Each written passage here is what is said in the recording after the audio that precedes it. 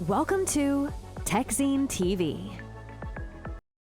Welcome. We're still at Google Cloud AI Live, and we're here in Amsterdam, and we're talking to Bastien Legras. Welcome to our show. Thank you. You're the Managing Director EMEA South Engineering at Google Cloud. That's a long title, but welcome. I am. Sorry for that. No problem. You work with a lot of customers and help them kind of deploy AI within their organizations, which is a tough job, I'm guessing. And I'm wondering, with large enterprises rolling out AI, what's the biggest gap between what companies think AI adoption involves and what it actually looks like in practice? Because I'm getting the feeling that what the board members sometimes thinks is not the real deployment use case. Yeah, definitely. I have seen a lot of that. So I would say because we are still early days and there's a lot of evolutions on AI, what they think AI can do is generally obsolete 3 months, 6 months after. And that's why they would have concept that don't too much. For example, in the minds of some of the comics, AI is the chatbot.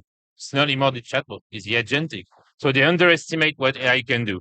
So that's why we need to constantly, educate them. And we host, by the way, comics to our Google offices to make sure they fully understand the capabilities AI have today and what we anticipate they will have tomorrow. So I would say they underestimate.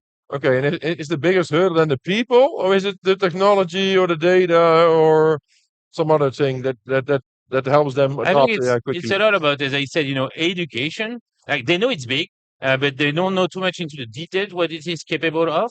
And for example, with the agentic, capabilities we now have, they need to understand that it's really about not just the employee productivity, but also their business process, efficiency, and even their next product design. So I see that with retailer, with manufacturer, the more we discuss, the more we can find areas where the AI can be applied and bring one or the other efficiency, more capabilities. So I would say the gap is more like they need to go into the details to really understand what it can do, because it's really different what it can do to an HR department versus a legal department, a sales department. So this is where the gap is. They have a general concept, but actually no one knows until you go into the details to see what are the true benefits you can get. Yeah. And how are you taking this approach with Google then? Because you have a really large AI stack by now. Yeah. Coming from business users and low code to pro code. What is the best way for an enterprise to start or adopting this stack? So the journey we have with them, really depending on where they come from. We don't approach a digital native versus a traditional enterprise, a bank versus, a manufacturing customer or public sector. Usually what we do with them is some kind of ideation, workshop. And we say, guys, what about this? What about this? And we start trying to anticipate what kind of ROI they can get from AI. Is it cost saving? Is it increased value production they can get, more sales, etc. Because we can apply a bit of everywhere. Then we go into prototypes. The good thing with AI, thanks to AI, is that the barrier of design, the barrier of implementation is super low, meaning we spend more time in designing than implementing, and we can rapidly, like under weeks, get quick prototypes to see do you like it, etc.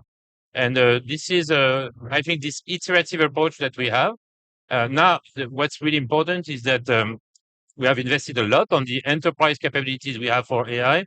And we explain, with Gemini, with the whole Gemini suite, an agentic platform that they can leverage for all of these use cases, our agentic capabilities. And there's a full life cycle now we can help them with on the agents.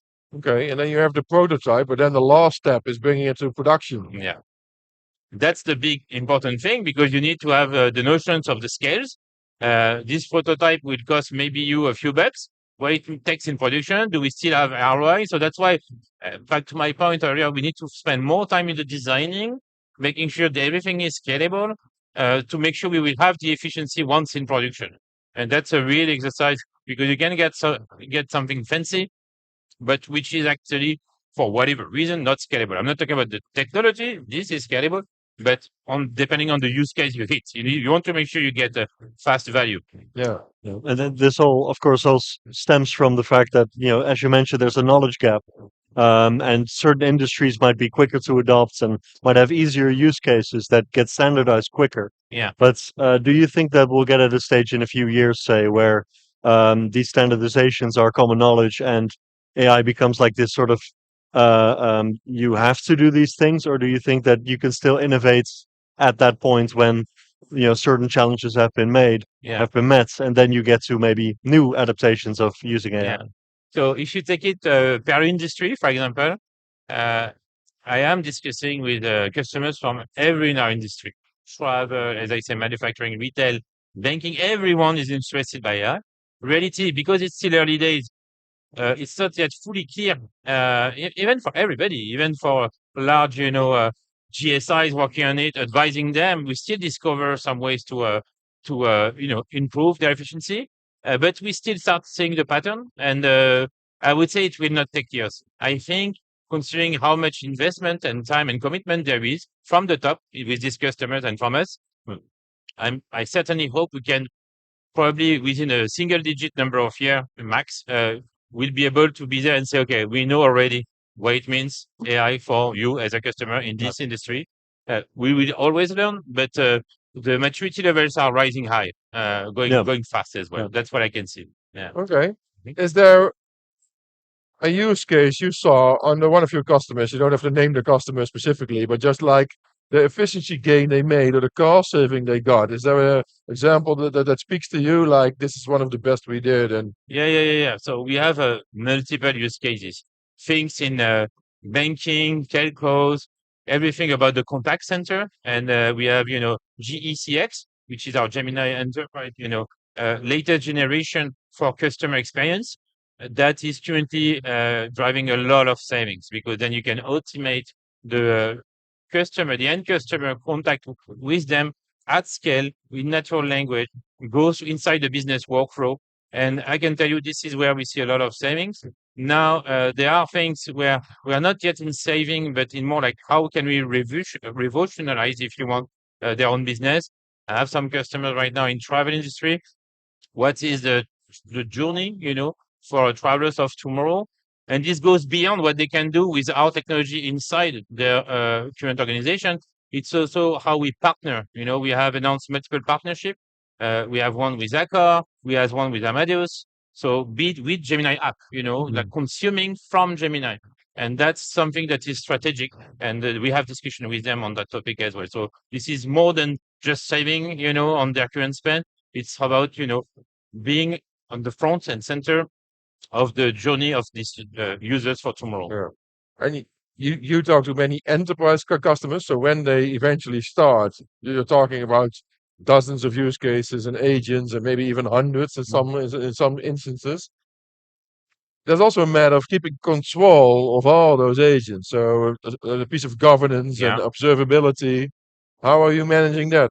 It's a big topic because indeed, one of the challenges they face is that if they open it up like everyone can do anything, they rapidly end up with unmanaged thousands of agents in some large organization.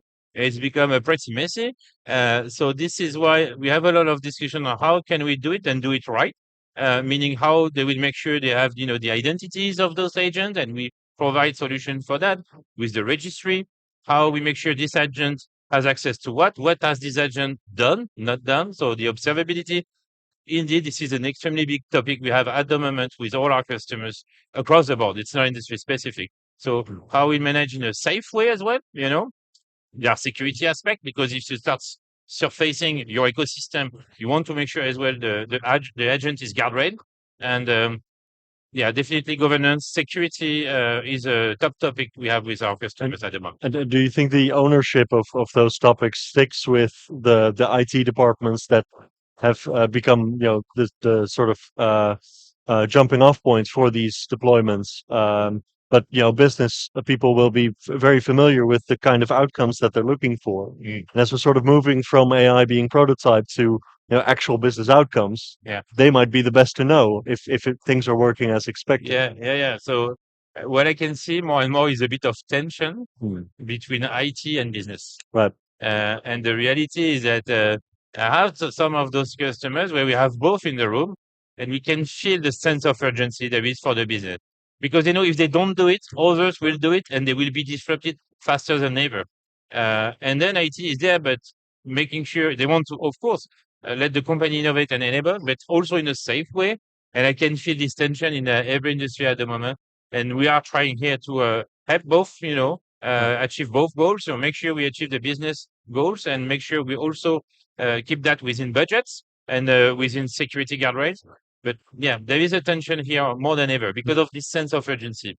Yeah, because every department is basically looking for the next AI solution they can adopt.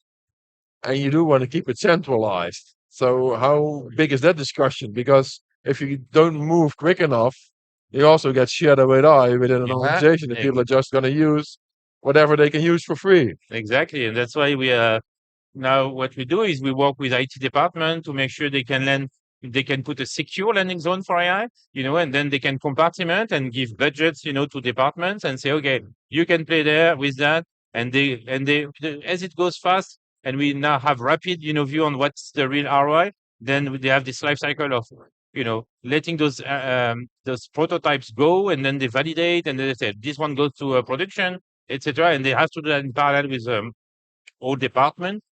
So yeah, we help there, and that's where I believe with Gemini, enterprise agentic platform, we have this completeness of vision of what's needed and how we can put the guardrails and how we can facilitate innovation at scale. So even for very large enterprise.